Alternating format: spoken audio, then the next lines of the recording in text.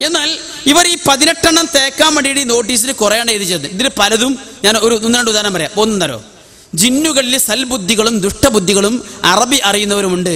Shabab 2002 ജനുവരി 11 page 6. ഇതിലൊക്കെ തർക്കമുള്ളത്. ജിന്നുകൾ എല്ലാ ടൈപ്പും ഉണ്ട്, നല്ലതുണ്ട് ചീത്തയുണ്ടെന്ന് അർത്ഥം.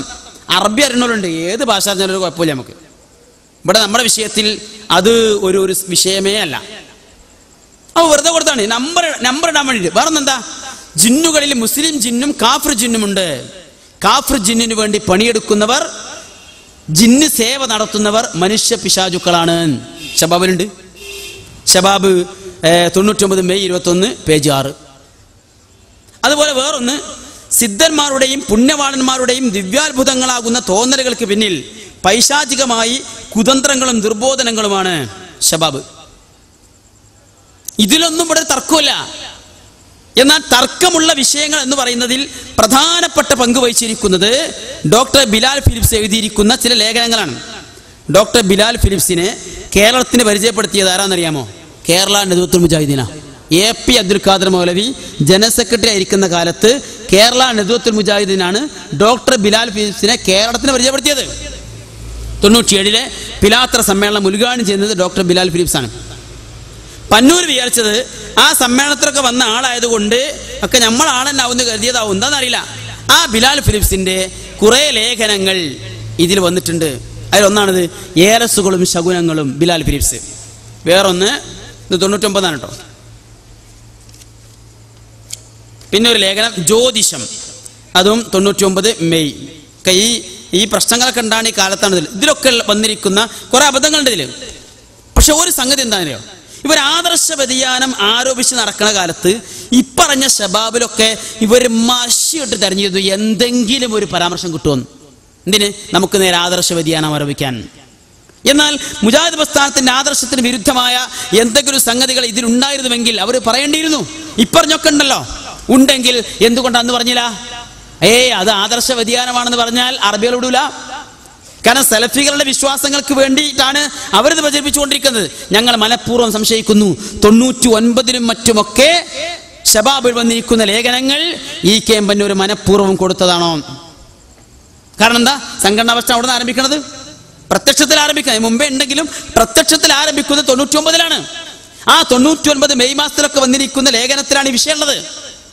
അതിന്റെ മുമ്പുള്ള പല വിഷയങ്ങളിലും ആദർശ വ്യതിയാനം ആരോപിച്ചിരിക്കുന്ന ഈ ആളുകൾ ഈ വിഷയം എടുത്തുദ്ധരിക്കുവാൻ പോലും ശ്രമിച്ചിട്ടില്ല.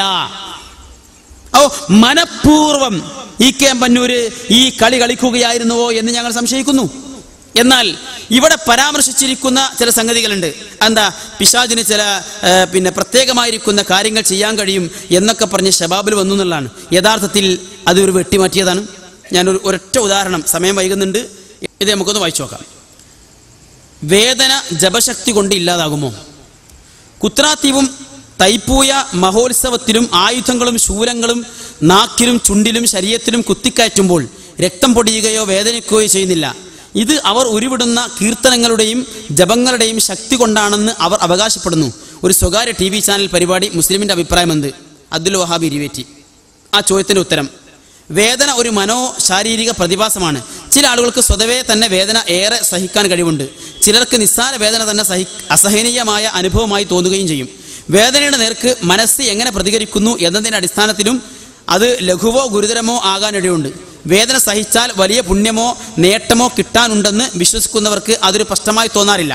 കുത്രാത്തീമിനെ കുറിച്ച് കുറച്ച് വാദങ്ങൾ പറയുന്നുണ്ട്. പിന്നെ തൊലിയിൽ അല്പസ്വല്പം മുറിവേൽക്കുന്നതിന് അനുസരിച്ച് രക്തം പൊടിയുന്നുണ്ടായിരുന്നു. ഇത് കുത്രാത്തീമിനെ കുറിച്ച് പറയുന്നത്. ചില ജാടകളൊക്കെ കാണിച്ച് പെട്ടെന്ന് മുറിവ് ഉണങ്ങുന്നതായി തോന്നിച്ചിരുന്നെങ്കിലും സത്യത്തിൽ ശരീരത്തിൽ പോറലുകൾ അവശേഷിച്ചിരുന്നു. ഇതിലൊന്നും യഥാർത്ഥത്തിൽ ഒരു അത്ഭുതവുമില്ല. നാക്കിലും ചുണ്ടിലും ശൂലം കയറ്റുന്നത് മരവിപ്പിച്ചതിന് ശേഷമോ വേദന സഹിക്കാൻ ദീർഘമായി പരിശീലിച്ചതിന് ശേഷമോ ആകാം. ജനങ്ങളെ മിഥ്യാധാരണകളിൽ തളച്ചിടണമെന്ന് നിർബന്ധമുള്ള പിശാചിന്റെ കുതന്ത്രങ്ങളും ഇതിൻ്റെ ഒക്കെ പിന്നിലുണ്ടാകാം. ആർക്കും എന്തും അവകാശപ്പെടാം.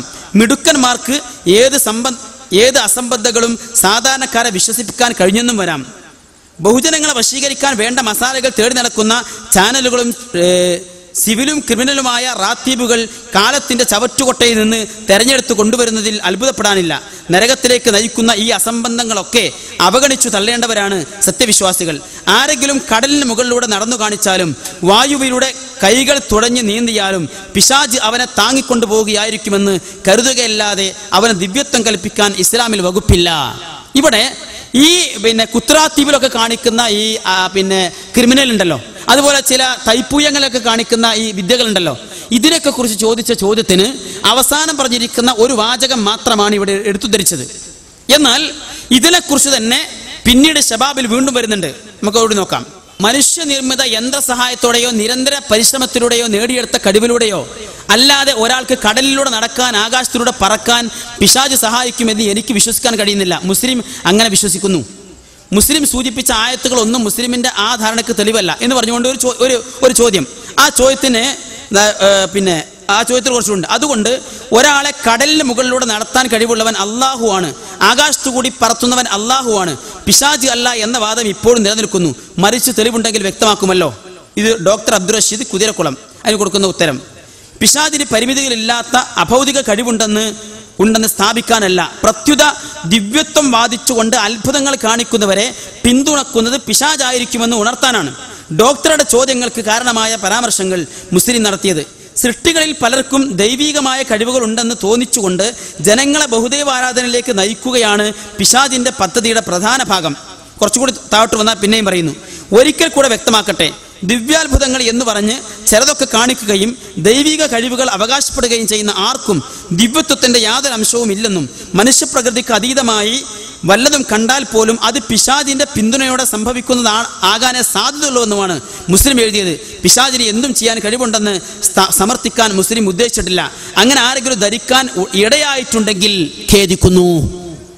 അപ്പോ ശബാബിൽ വന്നിരിക്കുന്ന ചോദ്യത്തിന്റെ ഉത്തരത്തിൽ അവസാനത്തിൽ വന്നിരിക്കുന്ന ഒരു വാചകത്തിൽ കയറി പിന്നെയും ചോദ്യം വന്നപ്പോ അതിനെ വിശദീകരിച്ചുകൊണ്ട് ശബാബ് തന്നെ കൊടുത്ത എന്താ, അതിൽ വന്നിരിക്കുന്ന പരാമർശങ്ങൾ അബദ്ധമുണ്ടെങ്കിൽ ഖേദിക്കുന്നു എന്ന് പറഞ്ഞ് തിരുത്താ ചെയ്തത്. അതിനെയാണ് ഇവരെന്ത് ചെയ്തത്, ശബാബിൽ തന്നെ വന്നിട്ടുണ്ട് പിശാചിന് ഇങ്ങനെയൊക്കെ ചെയ്യാൻ കഴിയും എന്ന് വന്നിട്ട്. ഇങ്ങനെയുള്ള ഏതാനും ചില പരാമർശങ്ങളാണ് ഇവർ ശബാബിനെ എടുത്തുദ്ധരിച്ചത്.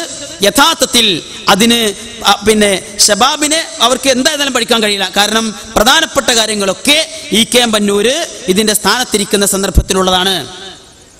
മറ്റുള്ള കാര്യങ്ങൾ ഇവർ അവിടെ നിന്നും ഇവിടുന്ന് വെട്ടിയിട്ട് യഥാർത്ഥ ഭാഗം ഒഴിവാക്കിയിട്ട് ഉദ്ധരിച്ചതുമാണ്. അതുകൊണ്ടാണ് ഞാൻ സൂചിപ്പിച്ചത്, നമുക്ക് ഈ വിഷയങ്ങൾ നിങ്ങൾ ഉദ്ധരിക്കുന്നത് ഇത് നിങ്ങളുടെ ആദർശമാണെന്ന് പറയാനാണോ, അതല്ല വെറുതെ ഈ വിഷയത്തിന്റെ മർമ്മം തെറ്റിക്കാനാണോ നിങ്ങൾ പറയണം.